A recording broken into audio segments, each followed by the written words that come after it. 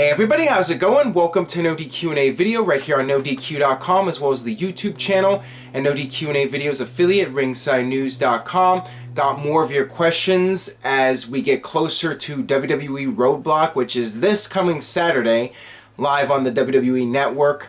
Let's get started with your questions today. First one comes from Nick19XX. Would you like to see Triple H versus Bray Wyatt? Please answer in video. There's been a lot of buzz about Bray Wyatt versus Triple H after this week's Raw when we saw a brief stare down between Wyatt and Triple H.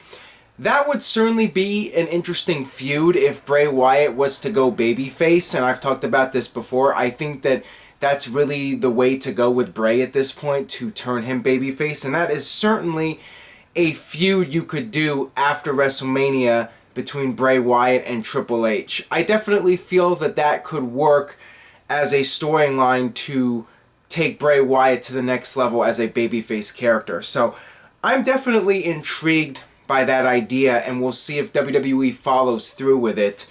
Perhaps the confrontation on Raw, the stare down, was done to test the waters and see how fans reacted to it. So we'll see what happens. It's definitely an interesting idea and a direction you could go in with Bray Wyatt after WrestleMania. Alright, this one comes from Vishal. Hey Aaron, do you see the Wyatt family turning on Bray after he loses clean to Brock at Roadblock and setting up WrestleMania match with Luke Harper? Please answer in video.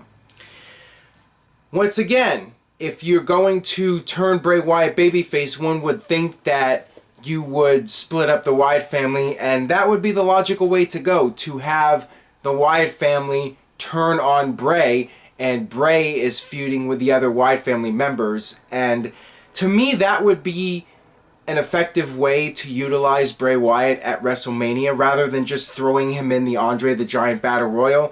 To me, that really serves no purpose, but if you break up the Wyatt family, that is something significant, and turning Bray Wyatt babyface is something significant, and doing Bray Wyatt versus Luke Harper at WrestleMania, I really like that idea. I think that that would be a very solid way to utilize both guys and get Bray Wyatt's babyface turn, get it going, and give it some momentum at WrestleMania and beyond. And then after WrestleMania, you can set up Bray Wyatt versus Triple H. So I am definitely all for that idea. Will it happen?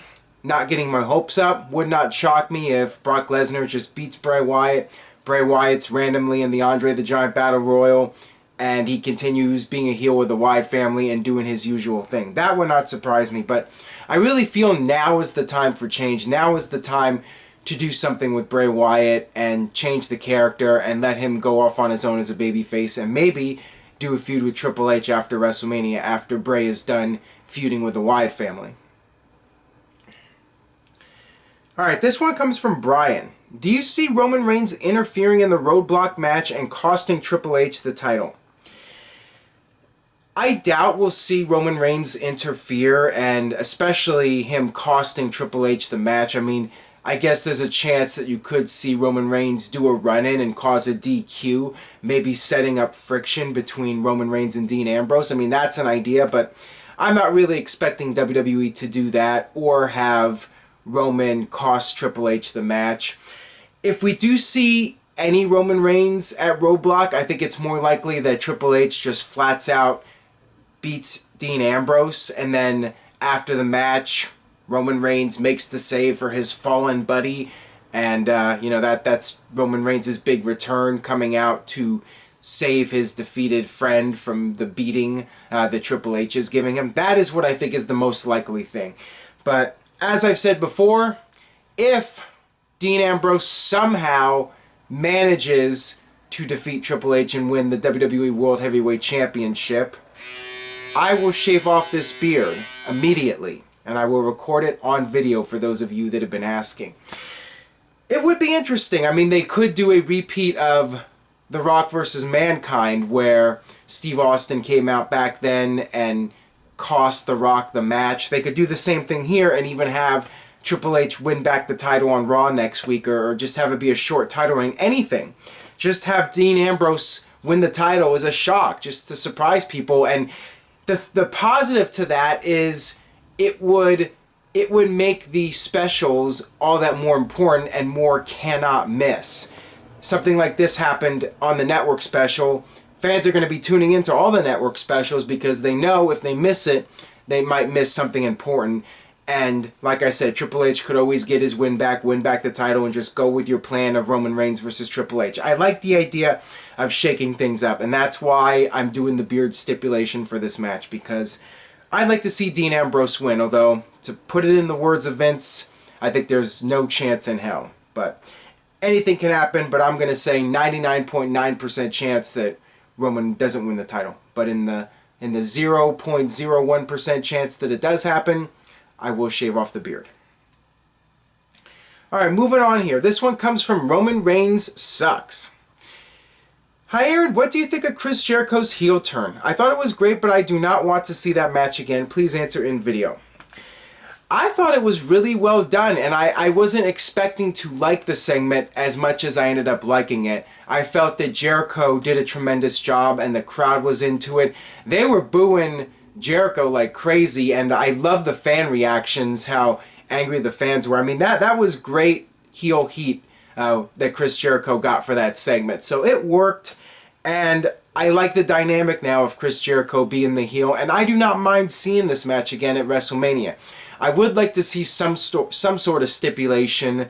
I've seen people throwing out some ideas, one of them being an Iron Man match. Another one, a submission match, a 2 out of 3 falls match I saw. I would like to see some sort of stipulation just to make it different from the previous matches. I doubt we're going to see anything like a 2 out of 3 fall match or an Iron Man match, because I don't see WWE giving them all that much time. Maybe another pay-per-view you could do something like that, but for this pay-per-view, they'll be lucky if they get 15-20 minutes. But I would like to see some sort of stipulation at WrestleMania, so that's what I'm hoping. But other than that, I'm glad that they shot the angle, and if they're going to have one more Jericho-AJ match, at least you got Chris Jericho as a heel now, so you got something to change it up. Alright, this one comes from John. Hey Aaron, after seeing Sami Zayn on Raw, does this mean we're seeing him face Kevin Owens at WrestleMania, then seeing AJ Styles?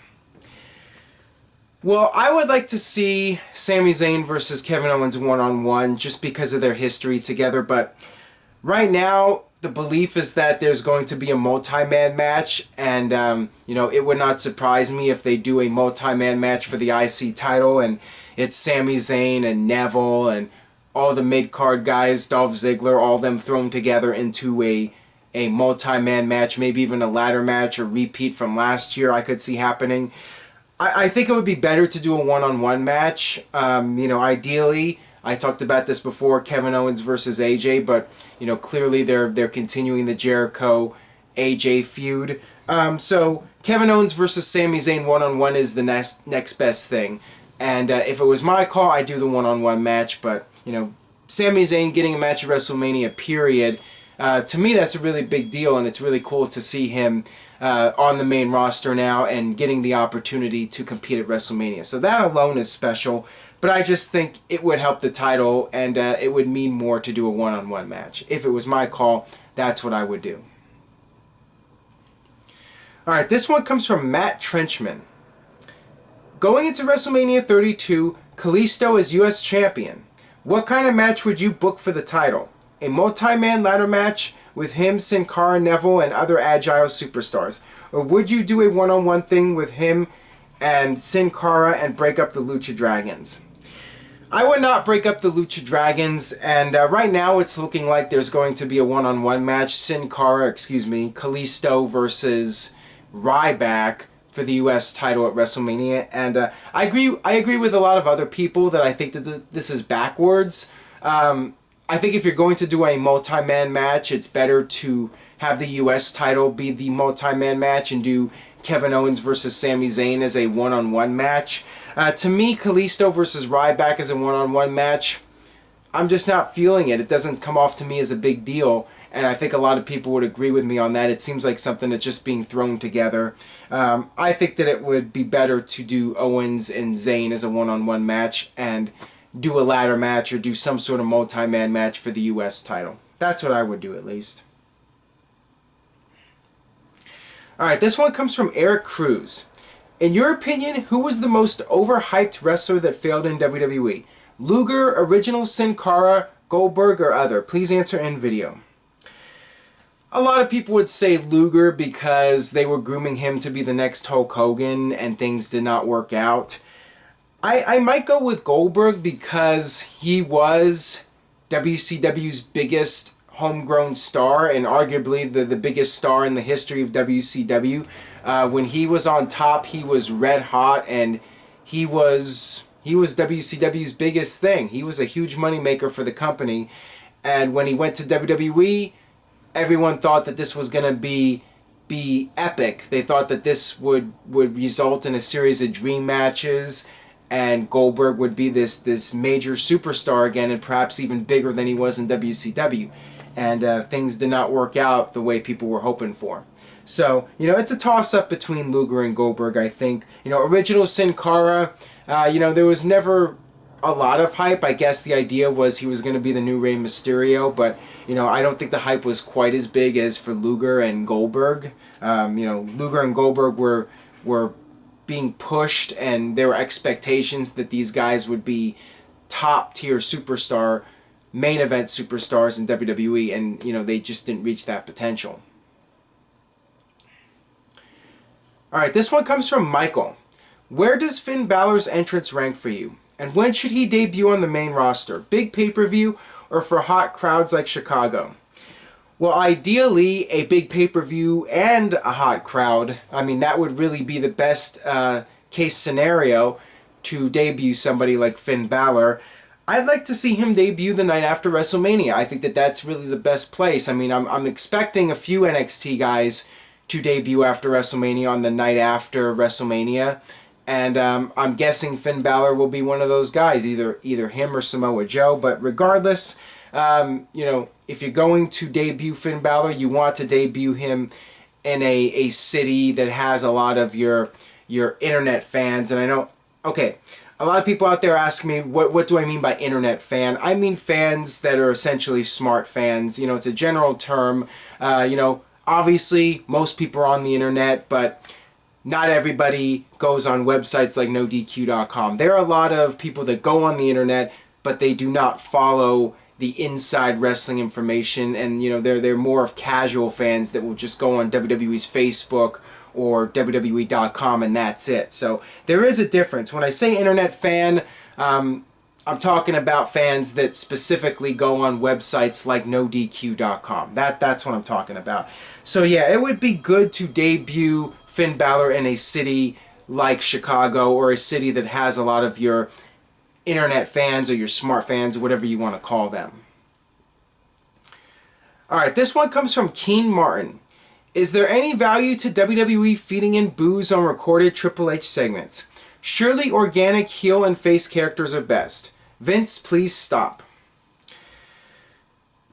Once again, it's WWE being stubborn, and that's the reaction that they want. If WWE could control the fans, everybody would be cheering Roman Reigns like he's Stone Cold Steve Austin and booing Triple H like he's the most hated villain of all time. That is the story that WWE wants to tell. That's the reactions that WWE wants, and they're fighting it. They're fighting it in every possible way they can, and that includes piping in boos for Triple H and editing out boos for Roman Reigns and piping in cheers for Roman Reigns.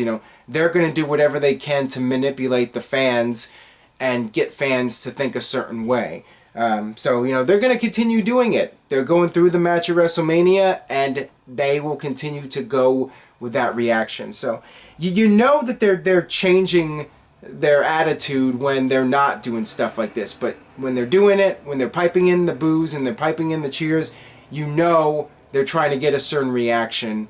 And, they're not giving up on the idea of Roman Reigns being the top babyface. Alright, that'll wrap it up for this edition of NoDQ&A video. Thanks as always for watching. If you enjoyed today's video, please give it a thumbs up on YouTube.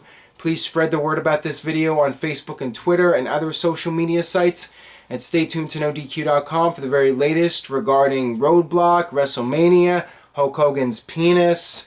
I can't believe I just said that, but we got news about that, and the Gawker trial and all that stuff. So stay tuned to NoDQ.com for all that, and I will see you guys next time.